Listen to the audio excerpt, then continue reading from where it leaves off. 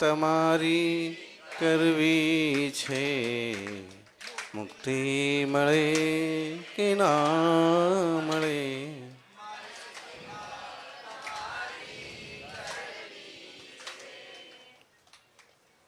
मेवा મળે कि ना મળે, खूब उदार भावना છે. મળે कि ना મળે इसकी परवाह नहीं है. मेवा મળે कि माँ મળે, મને सेवा તમારી करवी છે. हे प्रभु, हे जिनेन्द्र देव, इस काल में साक्षात नहीं दिखता है कि कुछ मिला. ऐसे नहीं दिखता है जैसे पहले होता था कि जाप किया, ध्यान किया और देवता आए और चमत्कार करके चले गए. अब साक्षात दिखे न दिखे, हे गुरुदेव, साक्षात रिद्धिधारी मुनियों की तरह अक्षीण कोश हो ना हो, लेकिन जो भी है, जैसी भी स्थिति है, मेवा મળે कि ना મળે, મને સેવા તમારી કરવી છે. અને મુક્તિ મળે कि ना મળે, ભક્તિ તમારી. મુક્તિ મળે कि ना મળે, नुक्ति મળી જશે.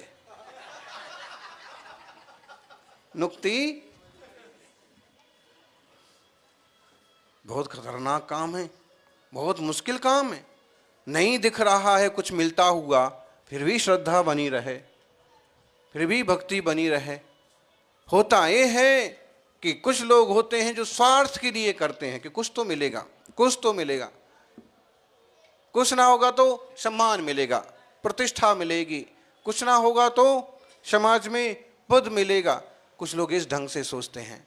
लेकिन कुछ फक्कड़ फकीर जैसे श्रावक होते हैं कि वो सिर्फ सेवा पर ही ध्यान देते हैं. सेवा करना है, भक्ति करना है. परिणाम और एक बात है, भले आंखों से होता हुआ ना दिखे, लेकिन होता जरूर है. बड़ी वस्तुओं आंखों से नहीं दिखती, लेकिन फिर भी होती है. कई सारी चीजें हैं आंख से नहीं दिखती. जितने श्रावक पड़गाहन कर रहे थे, कितने भक्ति भाव से पड़गाहन कर रहे थे. सब तरह के लोग होते हैं. कुछ लोग ऐसे भी होंगे कि जिन्हें इसमें बहुत आनंद आ रहा था. कुछ लोग ऐसे भी होंगे जिन्हें बड़ी तकलीफ हो रही थी.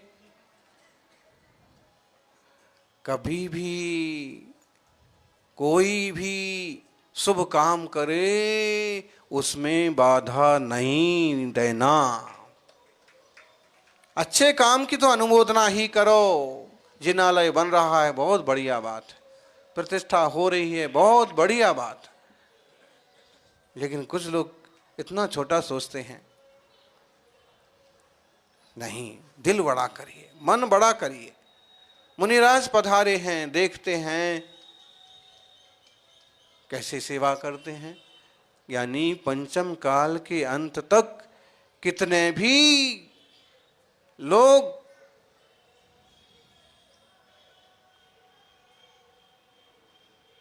नास्तिकता के रास्ते चले जाएं, तब भी देवशास्त्र गुरु की सेवा करने वाले कोई ना कोई होते ही रहेंगे.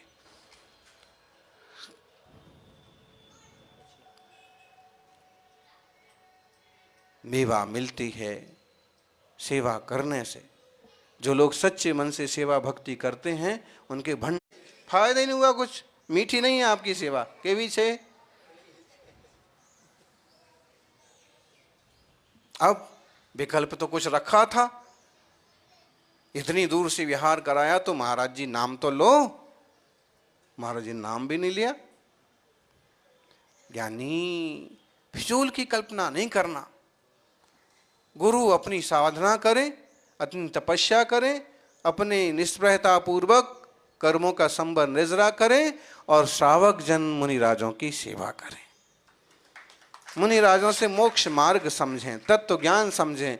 बस ये चीज हमें समझ में आ गई, ये चीज मिल गई तो दुनिया में इससे बड़ी कोई चीज नहीं है. तत्व ज्ञान का, वेद विज्ञान का, वीतराग विज्ञान का रास्ता खुल गया. हमें वस्तु व्यवस्था समझ में आ गई.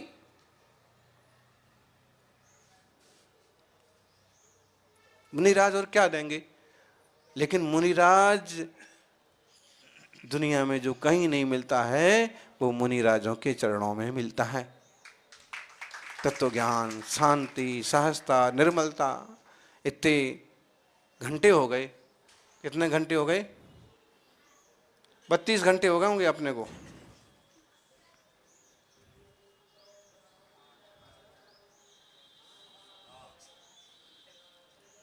देखो मुनिराजों को खूब, जो लोग सेवा में हैं निरंतर देख रहे हैं, और जब स्वाध्याय चलता है और सब साथ में तत्व चर्चा होती है, फिर देखो कैसा मंगलमय वातावरण बनता है। श्रावक जप्पड़गाहन को खड़े होते यहां से लेके वहां तक। ये तो सिर्फ ट्रेलर है, हैं? अभी ज्ञानी कह रहे थे महाराज जी कुछ भी हो जाए लेकिन हम 2026 में चतुर्मास करवाएंगे। कोई जुड़े और ना जुड़े, हमारे सामने इस तरह का आग्रह करना तो ठीक है, इसमें अपनी भक्ति और शक्ति दिखाने की कोशिश है, लेकिन भावना भीतर से एक और रहना चाहिए। हिम्मत तो इतनी पैदा करो कि कोई अगर नखरे करे तो करता रहे, लेकिन दूसरी तरफ एक भावना निरंतर चलना चाहिए कि सकल जैन समाज जुड़ करके रहे, मिल करके काम करे।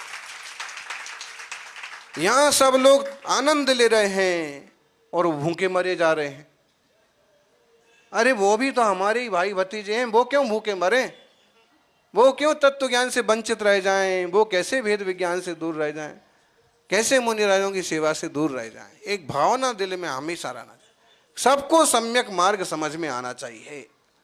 देव शास्त्र गुरु रतन शुभ, बोलो जोर से बोलो, देव शास्त्र गुरु।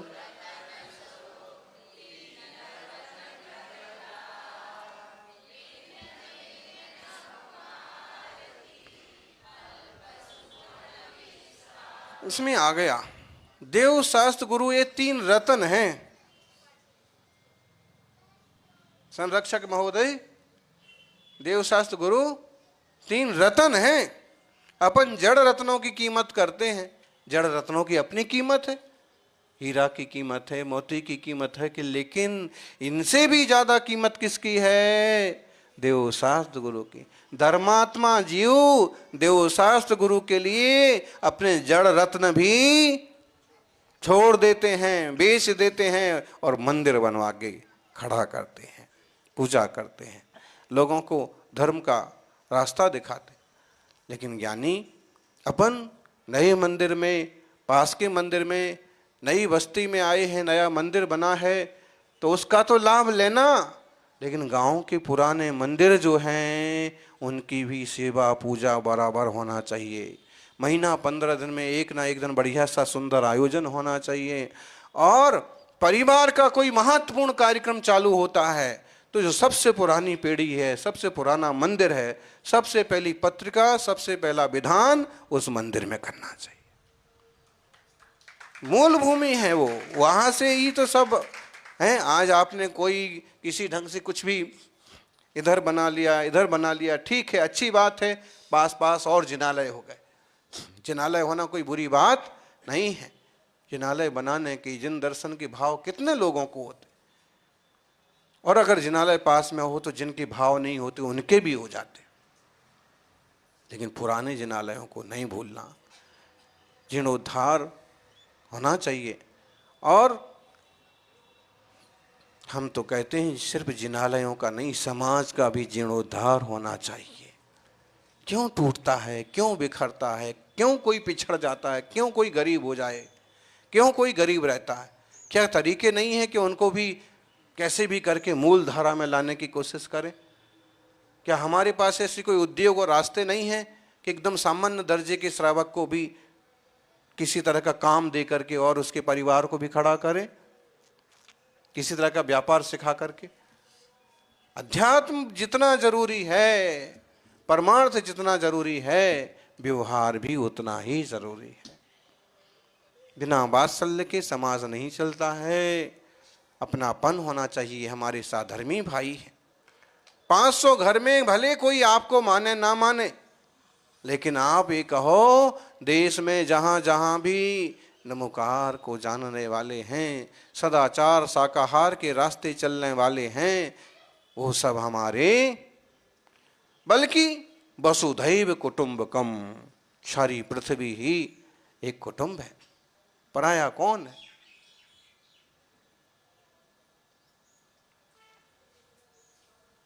इस तरह की विचार, इस तरह की भावनाएं निश्चित रूप से आप लोगों को आपके भावनाओं को पूरा करने में सहयोगी बनेंगी। और चतुर्मास तो थसे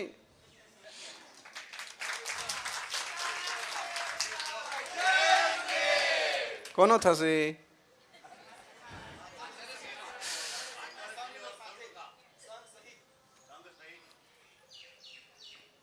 तो निश्चित रूप से इतनी हिम्मत नगर वाले ही कर सकते हैं।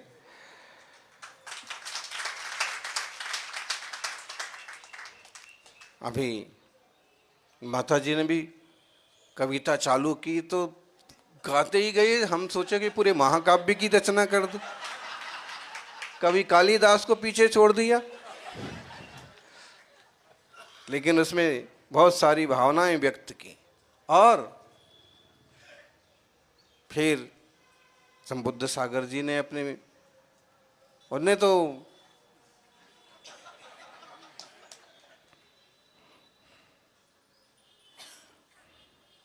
एक दिन में 40 किलोमीटर 44 किलोमीटर एक विहार में।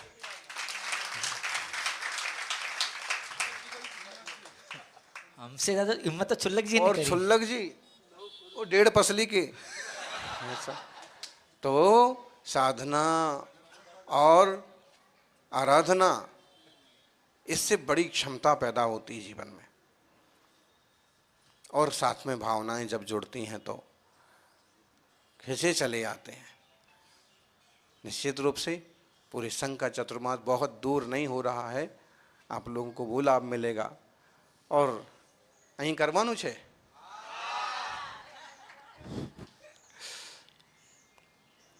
तो अपन विचार करते हैं और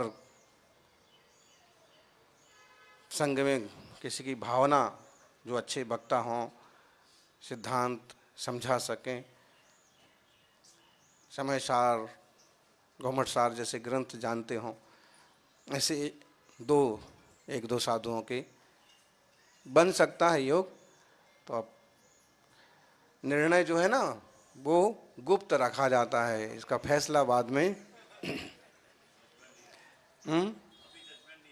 जजमेंट अभी नहीं आया, लेकिन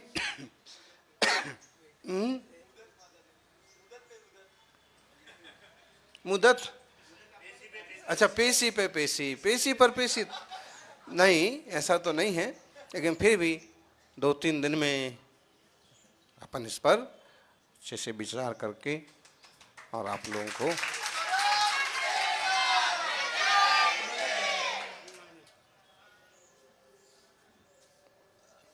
जितना प्यारा अच्छा समाज है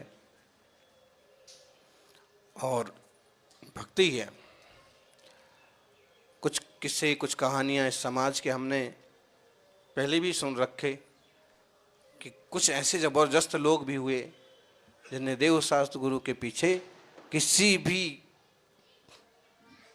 चीज़, किसी भी व्यक्ति से मुकाबला करने की तैयारी रखी।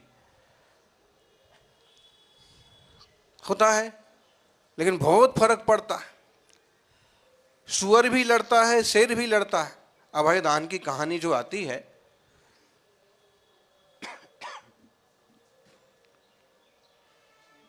देविल, सुनार और धर्मिल नाई, दोनों पहले एक रहते हैं और दोनों एक छोटा सा रूम बनवाते हैं कि कोई भी आएंगे गांव में उनको रुकने के काम आएगा। और एक दिन मुनि आए तो देविल ने क्या हो, ठंड का मौसम है, तपस्वी कहाँ जाएंगे, उनसे आग्रह किया, निवेदन किया, आप यहाँ विराजो, यहाँ विराजो। उनने संकेत किया कि मैं बाहर जंगल में बैठूंगा, लेकिन फिर भी बार बार आग्रह किया, यहाँ विराजो आप, सर्दी ही बहुत है और दिगंबर शरीर है। वो बैठ गए, ध्यान में चले गए, दरवाजे बंद हो गए, बंद कर दिए सुनार ने। लेकिन उधर से कोई और दूसरा बाबा आया, ढेर सारे कपड़े, कंबल, लाठी, और धर्मिल आया। उसने कहा कि इनको रुकाएंगे।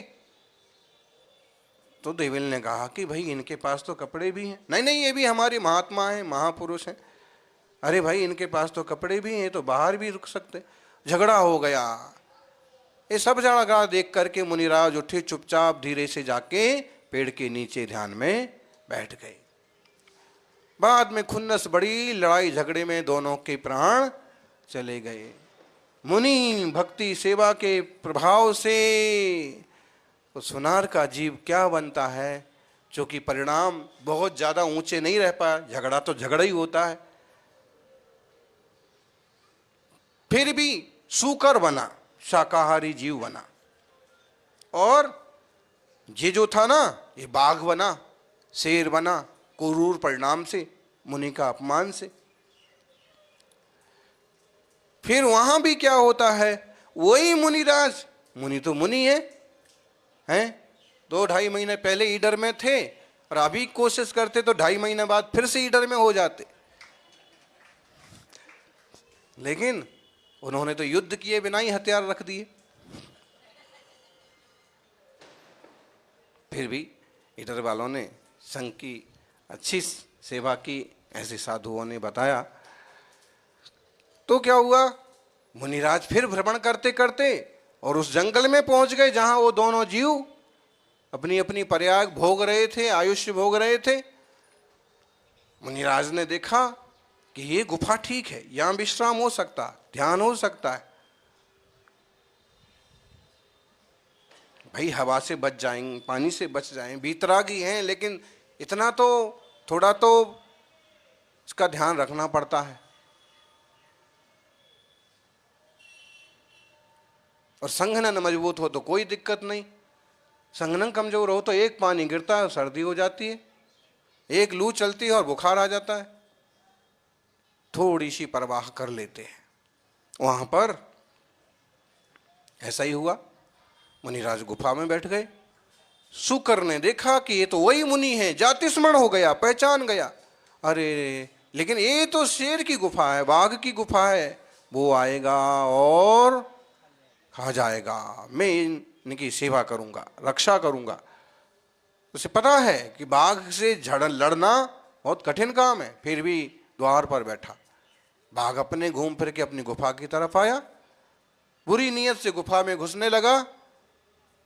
शुकर ने उसका मुकाबला किया, दोनों में भारी द्वंद्व हुआ, मरने दोनों इतने घायल हो गए एक दूसरे को। उसके भी बड़े बड़े दांत होते हैं जंगली शुकर के, और शेर के तो होते ही हैं, पंजे नाखून सब। दोनों इतने घायल हो गए। उस कथा में लिखा है, शुभ परिणाम के योग से मर के शुकर का जीव स्वर्ग में देव हुआ, सिंह का जीव नरक में। परिणामों का परिणाम संभालिए। देव शास्त्र गुरु की तौहीनी मत करिए, रत्न है, और ये सम्यक दर्शन ज्ञान चारित्र रूपी रत्न देने वाले हैं। यानी सीधे सीधे चलोगे तो सिद्ध बन जाओगे, और टेढ़े मेढ़े चलोगे तो गिद्ध बन जाओगे। गिद्ध बनने वाले तो बहुत हैं दुनिया में, लेकिन सीधे सीधे रास्ते चल के सिद्ध बनने वाले आप लोग बनिए, सही रास्ते पर चलिएगा। सबका मंगल हो और आपकी इस तरह की भावनाएं निरंतर बढ़ती रहें। कितनी बड़ी बात है, इतना बड़ा भवन बनाया। वो नाम बताया ना पूरा, सनमती सुनीलम संत नहीं भवन। नहीं, बनाया जिनने। अच्छा, कांतिलाल जी नानचंद जी मुंटेज। हाँ, कांतिलाल जी नानचंदी मोन्टेज, मतलब गोमटेज की। अच्छा अच्छा, तो इतना बड़ा भवन बनाया, लेकिन उनने कहा कि नाम हमार भवन का नाम प्रशस्ति भले लगाओ, लेकिन भवन का नाम तो गुरु महाराज के नाम से रखो। कई बार लोग पहले शर्त रखते हैं कि नाम ये रहेगा, मेरे दादा का आएगा, मेरे पास, अच्छा दादा का आए तो भी ठीक, कई लोग खुद को ही आगे कर दें, मेरा ही नाम रहेगा। लेकिन ऐसी उदारता होना, ऐसी श्रद्धा और समर्पण होना, ये श्रावकों के लिए बहुत ही मंगलकारी है। सभी और बता रहे कि महाराज जी ऐसा कुछ और स्थान बन जाए कि अपने बल पर बड़े संघों की भी लंबे समय तक सेवा कर पाएँ, चातुर्मास करवा पाएँ। तो जब इतनी भावनाएं हैं तो भावनाओं से सब काम होते चले जाते हैं, ये भी होगा। और इतनी और भावनाएं बनाएं और 12 भावना भाग कर के खुद भी भगवान बन जाएं।